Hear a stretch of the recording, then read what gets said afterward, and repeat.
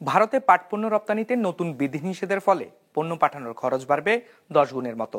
ফলে রপ্তানি নেমে আসবে অর্ধেকে, এমন আশঙ্কা এই খাতের ব্যবসায়ীদের।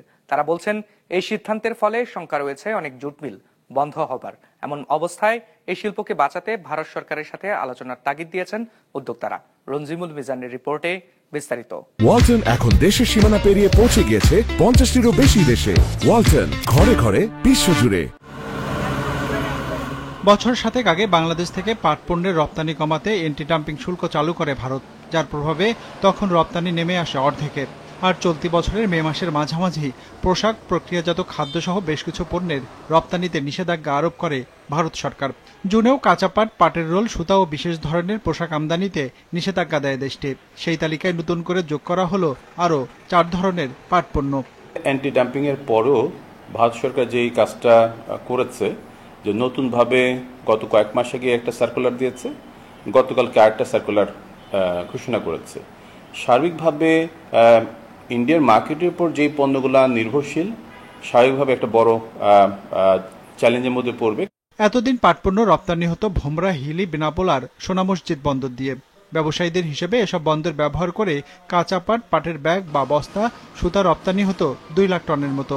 ভারত সরকারের নতুন সিদ্ধান্তের ফলে যা নেমে আসবে অর্ধেকে। ফলে আগের তুলনায় পরিবহন খরচ বাড়বে 10 গুণের মতো। মনে করেন একটা ট্রাক ভাড়া ছিল সে 5000 টাকা, মনে করেন সে খুলনা থেকে ভোমরা পর্যন্ত কিংবা বেনাপোল পর্যন্ত ছিল 5000 টাকা। এখন আপনি মনে করেন সেই মালটা সে মোংলা বন্দর থেকে নবসীমা, সেই ফ্রেটটা হয়ে যাবে, সে যদি $500 হয়, তাহলে $500 মানে কত? 50,000 টাকা, 60,000 টাকা। তাহলে আপনি 10 গুণ বেড়ে যাচ্ছে। উদ্যোক্তারা বলছেন, ভারতের এমন সিদ্ধান্তের কারণে জুট মিলগুলো পাট কেনার ক্ষেত্রে সিদ্ধান্তহীনতায় ভুগবে। এতে আসছে মৌসুমে পাটের দাম কমে আসবে, ফলে ক্ষতিগ্রস্ত হবে কৃষক।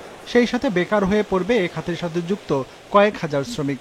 বন্ধ হয়ে যাবে ব্যাংকের লগ্নি, লোকসানের মুখে পড়বে সহায়ক শিল্প। এমন অবস্থায় ভারত সরকারের সাথে আলোচনার তাগিদ দিয়েছেন উদ্যোক্তারা।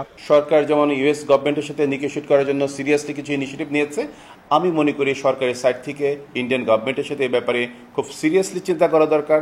পাট শিল্পকে বাঁচিয়ে রাখতে হলে গভর্নমেন্ট অতি দ্রুত ইন্ডিয়ান কাউন্টার পার্টের সাথে দেন দরবার করা, আপিল করা। তবে আমার মনে হয় যে বর্তমান রাজনৈতিক পরিপ্রেক্ষিতে যেভাবে চলতেছে সেভাবে এটা সম্ভব না হলেও আমরা আশা করব অদূর ভবিষ্যতে, যেহেতু ইলেকশনের একটা ডেট দেওয়া হয়েছে, রাজনৈতিক গভর্নমেন্ট আসলে এই বিষয়ে তারা নিশ্চয়ই নেগোশিয়েট করবে এবং একটা ব্যবস্থার উন্নয়ন করা। তথ্য বলছে, ভারতে পাটের চাহিদা 26 লাখ বেল, যার মাত্র 11 থেকে 12 লাখ বেল উৎপাদন হয় দেশটিতে। বাকি চাহিদার 70 থেকে 80% পূরণ করে বাংলাদেশ। রঞ্জিবুল মিজান, বিজনেস রিপোর্ট, মাছরাঙা টেলিভিশন।